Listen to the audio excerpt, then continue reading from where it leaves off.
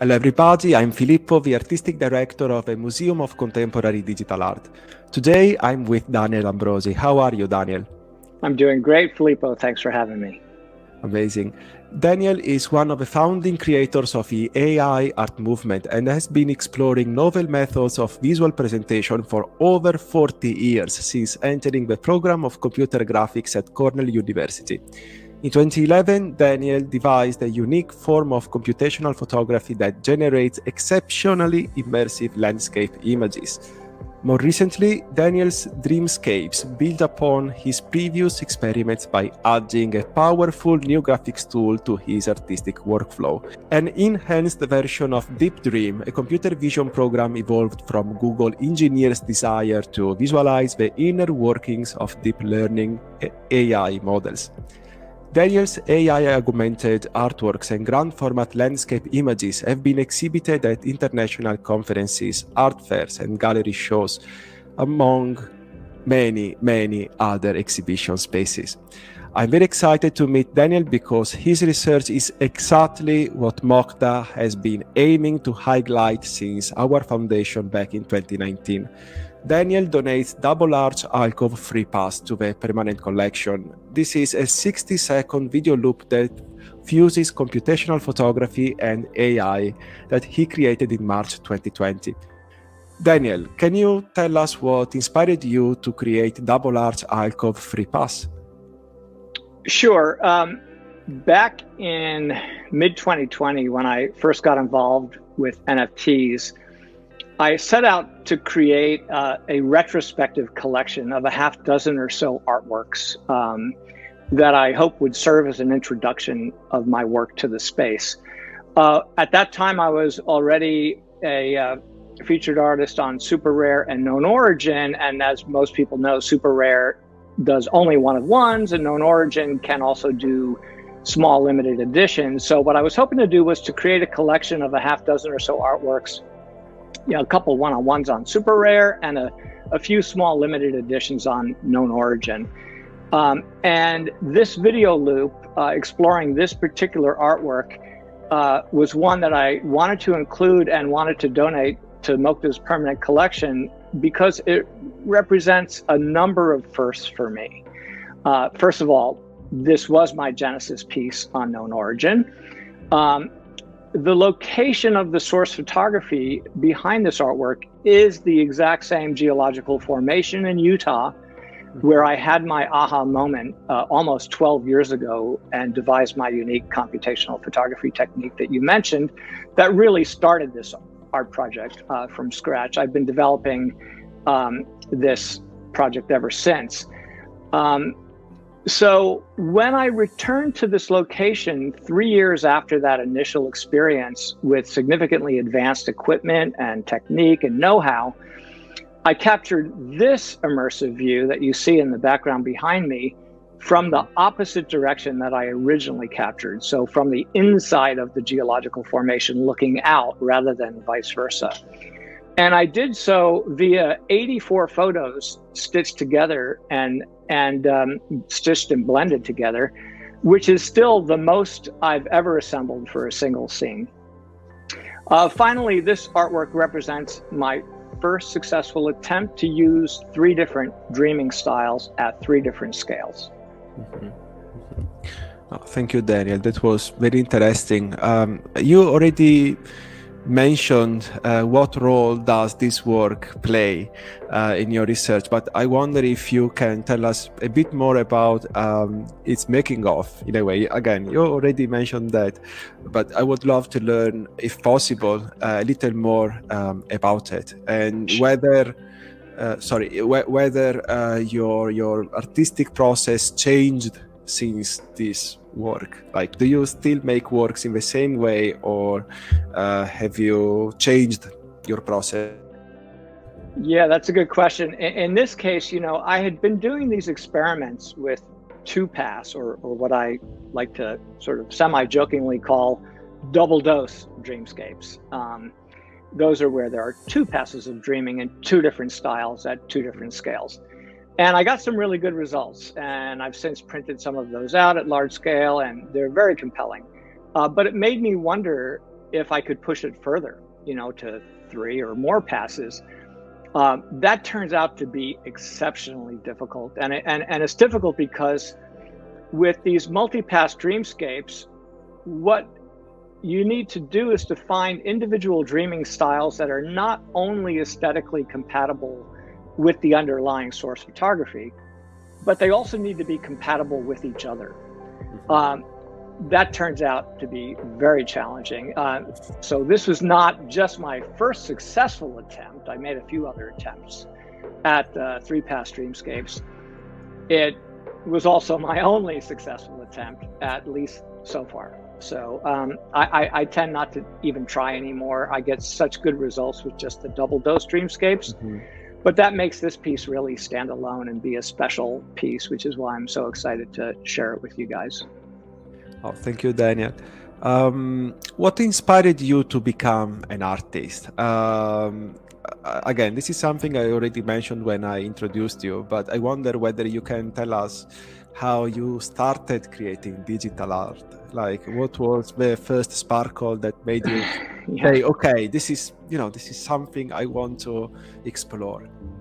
Well, first of all, I've always been just what I would call an eye candy addict. I always had a keen interest in both consuming and creating compelling images. I collected a lot of poster art as a youth and made many drawings myself. I initially chose architecture as a career path for both passion and practicality. But while I was in architecture school, just in my second year, way back in 1978, I had the good fortune of finding my way to the pioneering 3D graphics lab at Cornell, which was in the basement of our architecture studios. And that really changed my life. I was so blown away by what I was seeing that they were doing there. I got really interested. The founder of the lab was also one of my professors in a course that I excelled in, so he took an interest in me. And ultimately, he invited me to be a researcher in his graduate lab, which is where I got my master's degree in 3D graphics later on. So since entering that lab actually as a special thesis undergraduate student in my final year in architecture school, in the fall of 1981, I've been making digital art in one form or another ever since, and only digital art. I've been a natively digital artist for over 40, almost 42 years now. Almost 42 years. Yeah, not too many people can say that, I suppose, but it certainly is aging me. But so there you go. But I've been laser focused on doing that since that experience at the Canyon almost 12 years ago. That's really become my focus. It's my fourth and by far hardest career. Trying to make it as a fine artist is extraordinarily difficult, as many people out there probably know. But I wouldn't change a thing. I'm really having a blast and just so excited to be involved in the space and developing new work. Thank you, Daniel. What you just said about your experience at the university, I think that's just very fascinating because, when we look at the history of digital art, there is always, in any art history, in any digital art history books, there is always a chapter about, how the first pioneers of the medium, had access to computers that were available only, at universities. And I would like to take this opportunity to ask you if you can tell us a little bit more about what was the atmosphere at the time in the late 70s and early 80s. The idea of using computers to make art, I suppose that was, it wasn't, completely novel at the time, because of course there have been others, but let's say that it was definitely much more experimenting compared to, to what's going on right now, of course. I don't know if you can tell a little bit more about your experience in that lab? Yeah, that lab was my first of, I'm lucky to say, almost a half dozen experiences, being not only a witness to, but a participant in technology-driven paradigm shifts. I've been through a number of them, and there's some really interesting common things about them, both positive and negative. We're seeing that now with the NFT space. We're seeing it with the AI art space. I was there as a product manager at Silicon Graphics when the web was first really coming to fruition in the mid-90s, and was the product manager for the first 3D graphics web-based tools back then. So I've been really lucky to be involved in a number of those experiences. And there are some really interesting commonalities. There's this incredible excitement and enthusiasm and rush to, do new and exciting things. And the promise and the potential is so heady, but these things can take so long to really get through the boom and bust cycle and become standard, where you wonder, like, how did we ever live without this? A case in point is, I waited 40 years for a device like the Oculus Quest 2, the world's first, I think, visually threshold level, standalone, untethered virtual reality headset. That is such a joy. I'm in that headset pretty much every day. I was in it this morning. I use it almost every morning to do standing, eyes open, audio enabled meditations. I have a number of 3D graphics experiences in my headset, some of which are synthetic, some of which are photogrammetry based and very realistic, in which I meditate, standing on a cliff over waterfalls in Iceland. It looks like you're really there. I mean, you get a sense of scale. I'm so delighted, and I have a huge namesake art gallery in VR that I've had openings, both public and private, with 24 people in them at a time in a social VR setting. It's just so exciting to finally see some of these things come to fruition, but it takes a long time. And for those that are into NFT art and all of what's around that, I would say patience. We're going to get there. The use of NFTs for authenticated natively digital art, I think, is the single greatest use case for NFTs. And we're experiencing like this bear market now, and the space is too many flippers and scammers. That I really think is going to eventually shake out, and we'll wonder, like, why weren't we doing this like decades ago?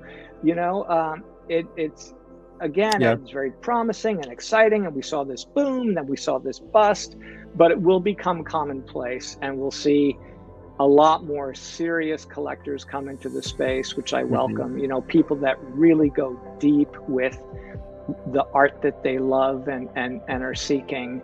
If you look in the traditional art world, the serious collectors that amass these really, impressive world-class collections, they only focus on a half dozen to maybe a dozen artists at a time. They go very deep, learning what the artist is about. They get to know them personally. They study their exhibition histories and all this stuff. And there is some of that in our space, but not nearly enough. And I look forward to the day where that's more embraced. I do believe it's going to happen. It's inevitable. So do I. You briefly mentioned some of the challenges you met in your artistic career. I wonder if you could tell us a bit more about how, if you tell us your perspective on how the conversation around digital art has changed in the past years, and whether it affected you as a creative person, as an artist. Yeah, so, you mentioned challenges in general with this art form. There are a few aspects to that I think are worth bringing up, some of which are unique to me. involving, my creative process, the challenges that can arise there, the challenges around exhibiting my work, and then also the challenges in the business of art. So first of all, in the creative process, because my work starts with original photography in the great, beautiful planet we live in, many challenges can arise. Uncooperative weather can certainly frustrate my work. But then after capturing those scenes, using the tools, some of the software tools that I, that have sort of created my style can become obsolete or they can break. I have to use shared computing resources to do my dreaming because I'm using a version of Google's Deep Dream that's been super scaled. It runs on a quad GPU compute server on the Amazon cloud. It's very compute intensive, and that's a shared resource that sometimes gets overbooked.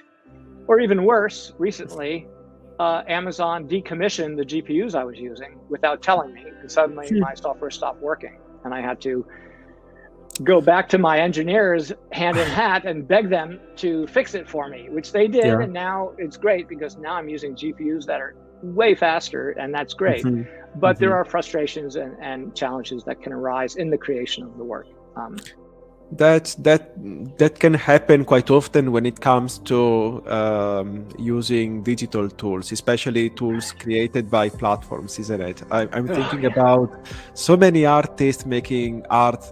I'm just thinking about the net artists, the artists making net art back in the 90s. There are many of those websites that are not available anymore simply because, for example, I'm thinking about Flash, for example. I mean, there are so many digital languages that just got lost for many reasons. There are so many websites that just got lost. Well, hopefully JPEGs, MP4s, and GLB files are forever. Yeah, I mean, that's probably like it. Now, something you mentioned earlier. I mean, you didn't, say that specific word, but I think it's a theme. You touched a couple of times in this interview. The idea of the concept of accessibility and making the works accessible to the public and also collectors. And I believe that in your particular case, because your works are so, the size of your files tend to be quite big, and as we know, there are some NFT platforms that, especially when they started 3 or 4 years ago, tended to be quite limiting. When it came to the size of files an artist could upload. So I just wonder whether you feel somehow limited, let's say, by the current technology currently available to the public when it comes to presenting your works to collectors and and the public and museums. That has been a considerable challenge. I'd love to talk more about that. So when it comes to sharing my work, it's like you said, it's challenging to convey ultra high resolution natively digital art. Even the best 8K screens, which are rare and expensive still, can't provide the full landscape art experience I'm producing because my images average 20 to 30K in width. That's why, in general, I seek opportunities to install and exhibit large fabric prints and light boxes, which are able to deliver that resolution. The solo show I have up right now in Half Moon Bay has an 8 by 16 foot, so that's about 2.5 meters by 5 meter. That's about right. I think that's something like, is that right? Yeah, 2.5 meters by 5 meters. Light box of one of my scenes, and you can go right up to it. And there's no pixels. It's just super sharp, these beautiful delicate AI brushstrokes, and at the same time be completely surrounded in the image so that it's immersive, it's contextual. I can create online beautiful images and progressions of scenes. Here's a the full scene, here's closer, but each time you zoom in, even if you do it with a video or whatnot, you're zooming in, you're losing all the context in the peripheral. In VR, there you think, okay, great, now I can do something at scale, right? Something that, like, the great thing about VR is that in the real world, if you're in a room that has 20-foot ceilings, you have to tilt your head up that high to see the corner of the ceiling, okay? In VR, it's the same thing. That's why you get a sense of scale. Yeah. But if the VR platform is not adequately handling server loads and streaming additional data based on distance to the art, then you're not getting the detail. And unfortunately, the platform that I'm using, and these are problems, computer graphics problems that had been solved for decades. in the streaming of images through levels of resolution, we call that MIP mapping. 3D models can also be constructed with levels of detail automatically, which is how most game engines work. This stuff has been solved for a long time. And yet you get into these art gallery VR platforms and they're like, okay, your JPEGs can't be more than 10 megabytes. Your 3D models can't be more than 30 megabytes or whatever. And you're stuck, So that will get fixed. I can't wait until when. Obviously, I've been very patient, but it's really challenging.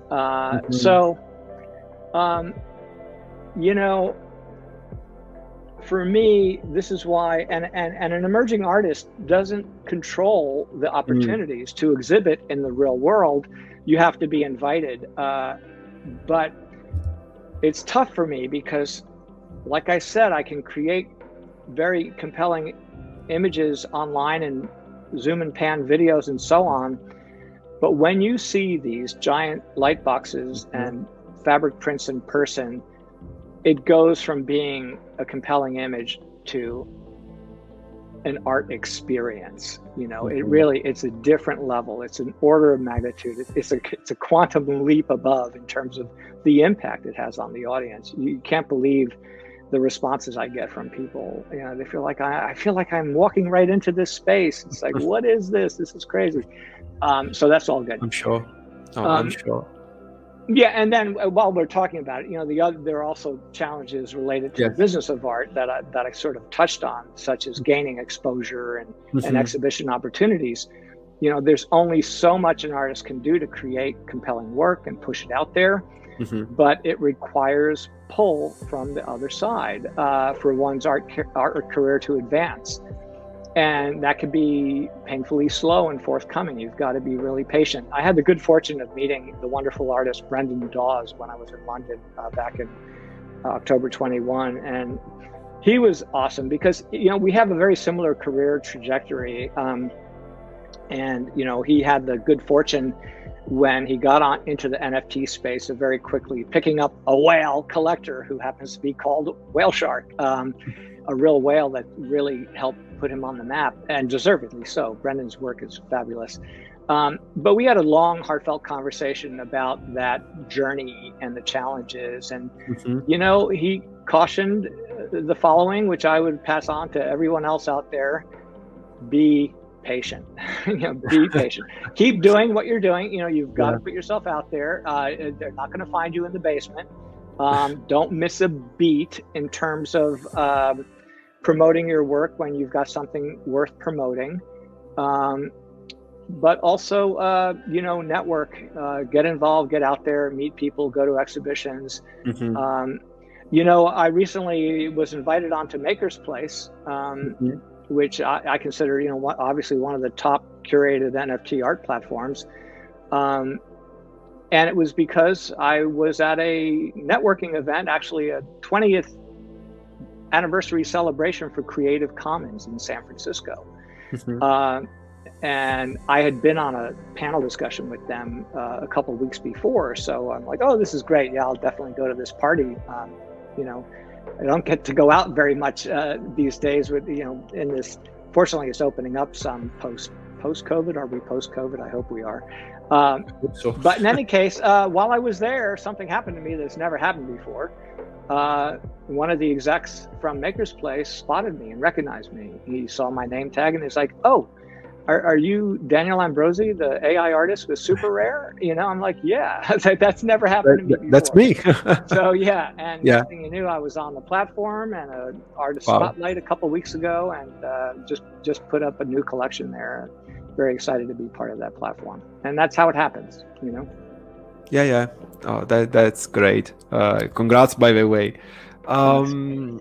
So again, I would just like to hear your perspective on how you feel the conversation around digital art, and in particular AI-generated art, or at least art made with the help of AI, has changed over the past 20, 30 years at this point, and whether whether this changed the way you explained what you do as an artist, if it makes some sense. Like, for example, I wonder if when you started, you had, you felt like it was better for you to introduce your works by explaining how you made them rather than why you made them. Maybe because, of course, I mean, even now, we are talking about very cutting edge technology, but I wonder if now the public, collectors, museums, galleries, curators, and so on, are getting more used to the idea of art made with the help of AI, letting you, the freedom to talk about your works in a different way compared to what you may have said 10 or 20 years ago. Sure. Yeah, I've got a lot to say about that. I'm sure. So just to set the stage on a few things, not to keep people guessing, I am very excited and bullish about what's happening with AI art right now. The new text generated, AI art tools, of which there's quite a bit of controversy right now, are not something that I currently have any interest in pursuing, but I'm really thrilled that other people are, and some of whom are doing really great work.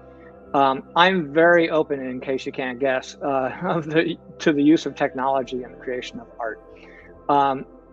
So I want to say first and foremost that I don't care about what tools people use to make their artwork. I don't care about what skills they bring to bear or training they have, what what eye-hand coordination they may be gifted with. I care about artistic vision.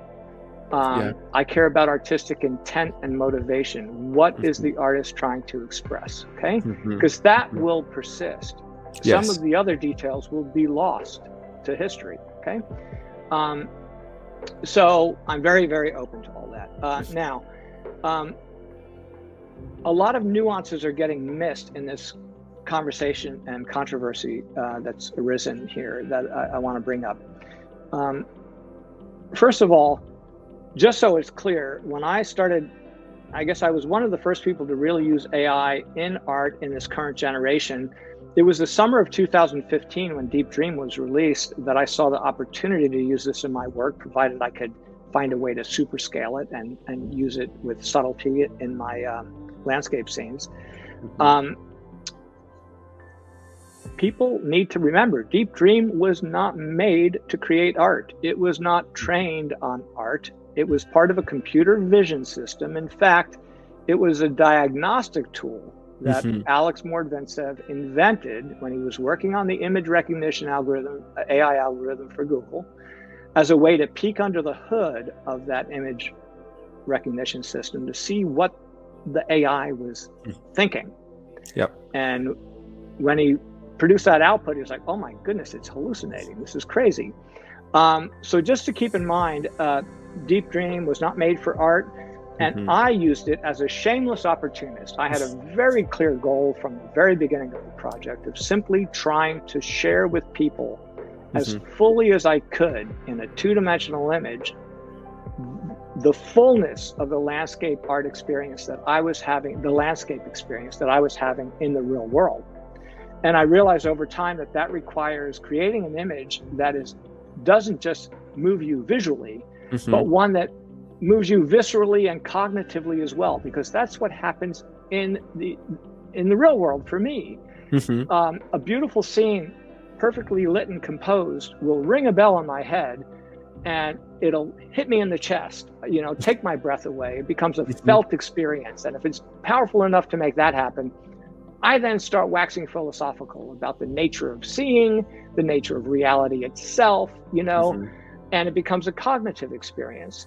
So I realize over time that if I'm to try to share that experience with others via 2D image, I've got to create, in plain English, beautiful images that make people feel and think.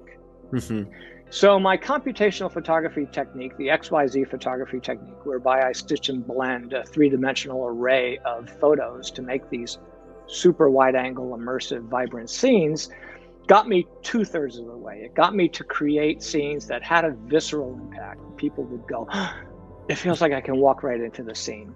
And I spent 5 years refining that technique with better cameras, better software, more refined use of the software, when Deep Dream came along. And I'm like, oh my goodness, here's a way to maybe really get to that next level.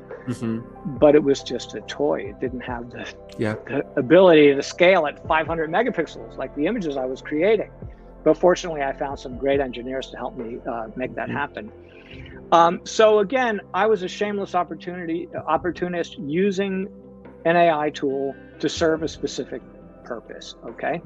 Now, over the years, we've seen some interesting developments. I may be the last person using Deep Dream because, for one thing, it was a novelty for a summer of people turning their family photos into psychedelic nightmares. Yeah, I people remember moved on. I have a super scaled version that I can use with much more bells and whistles to do what I'm doing, which is why I'm still using it and still tapping the potential of it and still being surprised and delighted by what it can do. But a lot of interesting things have happened since then. Immediately thereafter was GANs, which Ian Goodfellow invented, the AI researcher from Google originally. It's funny, before he came up with GANs at Google, he caught wind of what I was up to and invited me to illustrate the cover of his famous textbook on deep learning called Deep Learning, which is my art on the cover. It was my first book cover. But Ian went on to create GANs, and we had a lot of great artists use GANs to great effect. Mario Klingemann, Helena Sarin, all sorts of people. And there's really great examples of that, especially in the Unit London show that I was just part of last week, the group show on AI art that Luba Elliott curated. Now we're seeing with these prompt, driven text generated AI art generators, we're seeing, wow, it's like these things can make very compelling images if properly wrangled. And artists, a lot of artists have been pushing back, and some have been very nervous about it and creating lawsuits and so on. And here's where the nuance, I think, is worth talking about. I think the first thing that needs to be considered in this new development is we need to distinguish fine artists from those who do art for hire, like illustrators, graphic designers, storyboard artists, concept artists, and so on. When it comes to text-based AI art generators impacting negatively fine artists, you don't have to worry about that. You don't have to worry about AI negatively impacting fine artists. You know why? Because things can't possibly be any worse for fine artists. It's always been one of the hardest ways to make a living. If you define fine art as art that the artist makes for themselves, hoping that maybe some people will like it and buy it, if it's art that comes from, it's purely what they want to make, that can't get any harder. AI is not going to make that any harder. Ask Van Gogh, okay? When it comes to art for hire, it's disruptive. I know examples already, actual concrete examples of artists, art for hire, illustrators and whatnot, losing projects and money because of this. But this happens all the time. We have to adapt. This happened with photography, but ultimately it shakes out and it's a net positive. The reaction against photography ultimately yielded, to some degree, our most beloved art movement ever, Impressionism. That was partly in reaction to what cameras were bringing to bear. You know, things settle out and ultimately it's a net gain. The ironic thing I think I've mused about is that the people that will be most qualified to get great results with these new tools will be those folks who double majored in college in literature and art history, who traditionally had a hard time making a living. Now they will be the people with the best ideas and the ability to curate the best results. So there are still going to be people creating art.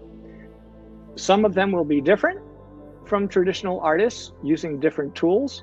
But there is an opportunity. If there is an artist out there that has incredible skill creating compelling images, I'd encourage them to dig into these tools and learn how to drive them and curate and ruthlessly curate the results. Start to read more, you know, classic literature and get some better ideas and words with which to drive things. You know, I think it is a positive thing. It's advancing art. It's advancing consciousness. I think every human, to some degree, is innately creative and curious, and not everyone has the opportunity to develop a potential as an artist. This will definitely open that up. But there's still going to be crap work, and there's still going to be really awesome work, and it just may be a question of someone else doing it. Last thing I want to leave you with is an example, an extreme example I've been using for people about this is consider a person who has really original artistic visions, just great ideas and very sophisticated tastes to curate results and so on. And they happen to be quadriplegic. They can't lift a finger, but they could, with eyeball movement, drive mid-journey and maybe create really stunning works, okay? Will that work have no value because they didn't push pigment around with a paintbrush, you know? No, you know? It's the same conversation. It's the same, as you rightly mentioned, it's the same it's the very same discussion that critics made. It's the very same discussions about photography when it was invented. I think it was oh my gosh, I forgot his name. Charles Baudelaire, who said that photographers were, maybe they even are, no, I'm just joking, they were failed painters or failed artists. Right. So I mean, as you rightly, I mean, I 100% agree with you. I mean, you know, of course I'm not going to, but I believe that one of the best things about discussion that is going on right now around AI is that it's probably a good opportunity for the public, so not, you know, the experts or, you know, the artist making illustrations or, you know, even composing music or playing music. I suppose this is a very good opportunity for the public to understand how difficult sometimes it can be for artists to how often difficult it can be for artists to create their art. And, you know, there is a reason why many are rioting against AI one way or another. But not only that, it's not only about, you know, seeing that. I think it's also, as you rightly said, about valuing, not valuing, but it's about finding, it's about understanding what value the, you know, the physical act of doing something has in nowadays society, because it's, you know, it's there is another aspect to it that I feel needs to be addressed and is getting lost in the sauce here. original content. So a lot of the complaint is that these tools have been trained on millions of artworks from people that didn't give the tool makers permission. So first of all, another thing I don't value much in terms of a final art piece is how much it was inspired by or not copied, but influenced by others.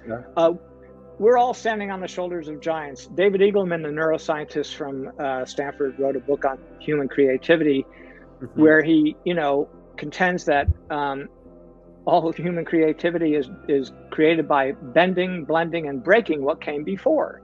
It definitely is. Yes. Right. So here's the thing. I do believe that was a mistake to train these things on everybody's art. Artists should not have to opt out of these engines. They should have to opt in. That said, I think with a few considerations, artists would be fools not to opt in, okay? Because art created in the style of another artist is fan art. And eventually, especially with one easy modification, it will redound to the benefit of the original artist if they are properly attributed. So here's how that would work. It's impossible to list the million artists with every artwork in the metadata of who's been somehow fed the thing. But when a person using these tools specifically explicitly calls out in the style of Android Jones, that better be in the metadata, and that better be very visible, and anything created that anyone finds any interest in, they're going to see, oh, this is in the style of Android Jones. Who's Android Jones? Oh, well, let me check that out. That's going to benefit him. The big argument, I think the artist that's been up in arms about this, who a lot of people are doing work in his style, is this Guy Rutkowski. I think this is a good thing. Everyone's talking about Guy Rutkowski now. You know how hard it is to get exposure in art? Now everybody knows who this guy is. So, I would say we do need to fix that part. That needs to be exposed in the metadata very explicitly. And whenever things are posted, if they're explicitly calling out in the style of prompt, okay? But boy, you'd be a fool not to let your work be used that way.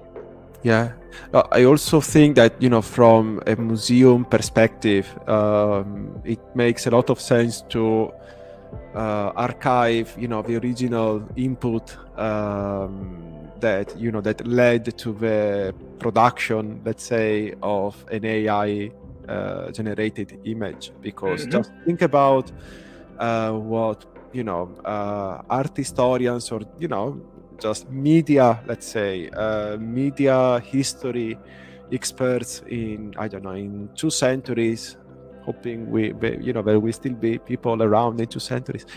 Let's say that in 2 centuries from now, when media history experts will look back at the images, let's call them contents, more often than not, they are contents. The contents produced with AI nowadays, I believe that for them it will be very interesting to see how people interacted with the AI prompter, but also how language probably changed since then. Because I'm sure that if we give let's pretend that in the 19th century, for some reasons, AI already existed. I'm very sure that people using AI 150 years ago probably used very different words and very different ways to express, to communicate to the AI what they wanted it to create. So I believe that we should really, I agree with you 100%. We should miss the opportunity of archiving what led to the production of that image, because if we keep only the final part, what the AI produced, that's that's an image, but if we want to make it a more interesting. Oh yeah, and make it a little easier for our future archaeologists. Absolutely. Now we have people looking at old paintings and X-raying them and finding out what was Exactly. underneath them and so on. We have the tools to make that much easier now. Why not? Information is good. Yes. Daniel, I would love to spend the rest of my day talking about these topics with you. But Same I just here. No, thank you, Daniel. This was a very interesting, I don't want to call it interview. It was just a very interesting chat. Yeah. Of course, I already knew a lot about your work, but this for me was just another very amazing opportunity to, to learn a little bit more about your career, about your research, and of course the piece you donated to MoCDA. So again, I just want to say thank you on behalf of the whole team, and I look forward, to another event with you, Daniel. I think that we should definitely host another chat or another interview in the next few months, just to see what changed in the context of AI. What do you think? Yeah, no, that would be great. And I just want to say, in wrapping up, how honored I am to be invited into the MoCDA Permanent Collection. You've got a great set of artists there already. I guess it looks like I'll be the 10th, based upon what I'm seeing, and that's I count that as one of my higher accomplishments to date in this art career. I'm really grateful for that opportunity, and look forward to continuing the work with you and Serena and Tom and everyone over at MoCDA. Amazing, thank you, Daniel. So this is for our public. So thank you for attending. Thank you for watching this interview, this chat, and I strongly recommend you to stay tuned for more updates about MoCDA's future events and projects. Thank you. Take care. Bye-bye. Thanks, everyone. Bye-bye. Bye.